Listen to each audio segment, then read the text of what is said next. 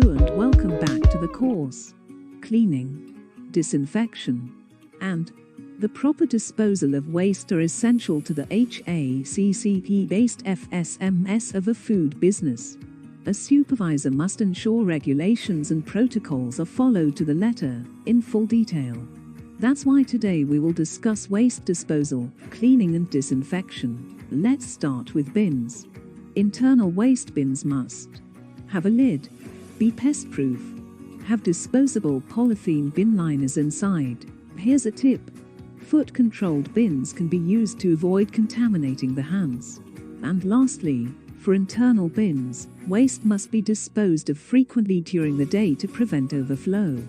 They should be disinfected and cleaned at the end of each day. External waste bins must be waterproof, durable, have securely fitting lids, washed and emptied as part of a schedule.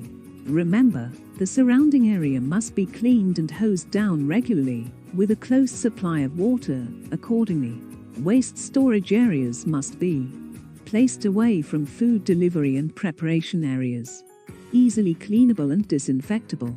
Constructed with a waterproof base. Please keep in mind that both waste paper and cardboard and fresh packaging should be stored in open containers. All food waste and materials must be disposed of regularly in a hygienic and environmentally friendly manner. Also, don't hesitate to contact your local authority to determine how to separate waste properly for the collection agents and where to recycle. Waste cooking oil must be stored to prevent spillage and collected by specialist firms. Do not pour it down the drain. Now, let's talk about cleaning. So why do we need cleaning anyway? Well, effective cleaning is essential and fulfills legal requirements, stops contamination, prevents the growth of pathogenic microorganisms, stops pest infestation, removes allergens and physical contaminants, creates a comfortable working environment that boosts morale, promotes a favorable image among customers and rivals, prevents damage to stock and equipment, reduces overhead costs. As for detergents, they must be available as liquids, foams, gels or powders, be non-toxic, easy to remove, and should not form scum. Detergent's power comes from three qualities. Surfactancy reduces water's surface tension, enables penetration of dirt and grease. Dispersion enables dirt to be lifted from surfaces. Suspension keeps dirt from being reabsorbed and able to be washed away. All surfaces and equipment must be cleaned immediately after use. Grease and dirt are easier to remove when fresh, and bacteria get less time to grow. Also make sure to use freshly prepared disinfectants according to manufacturer's instructions, in the correct dilution and at the correct temperatures. On surfaces that have already been wiped and cleaned free of dirt and grease, beware of hazards from disinfectants becoming contaminants. Remember, ingestion of cleaning chemicals is another form of food poisoning. Cleaning equipment must be manufactured to suit food businesses to avoid contamination and recontamination. Color coding should be used to ensure cleaning equipment is only used for specific tasks. Next up, disinfection. Cleaning removes microorganisms, but disinfection kills them. It can be performed by these methods: heat, steam, chemicals, irradiation. Heat disinfection is the most effective killer of microorganisms.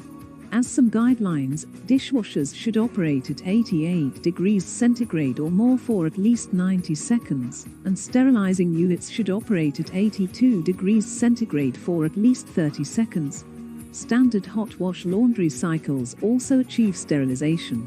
As for the cleaning procedures, clean as you go is the basic philosophy of hygiene. This keeps work areas and equipment free from dirt and clutter, safe and in good repair. Staff should ensure that any mess or dirt is removed as soon as it is made, while they continue to work. Utensils and equipment should similarly be cleaned and disinfected as work progresses. Another technique known as clean in place, CIP, involves cleaning the insides of equipment, pipes, and vessels without taking them apart. Its advantages include good hygiene for dairy, brewery and food processing industries, faster cleaning by avoiding dismantling equipment, fuel labor costs, can be repeated often as required, no chemical hazard risks to workers. The equipment must be properly designed to enable CIP. The process involves running foam-free detergents and disinfectants through machinery to remove dirt and pathogens. As a supervisor, you must check the schedule and that all work is performed correctly, as well as whether any machinery dismantled and put back together is safe to use again. Supervisors must also ensure there are enough cleaning materials and products. Give staff clear instructions. Make sure that staff are properly trained. Ensure the availability of proper facilities. Check that equipment is correctly cleaned and stored after use. If necessary, demonstrate correct use and procedure. And we have reached the end of this video. Today we learned that cleaning and waste disposal are a high priority on a supervisor's list of responsibilities for monitoring. In the next one, we are going to delve deep into pest management. See you soon.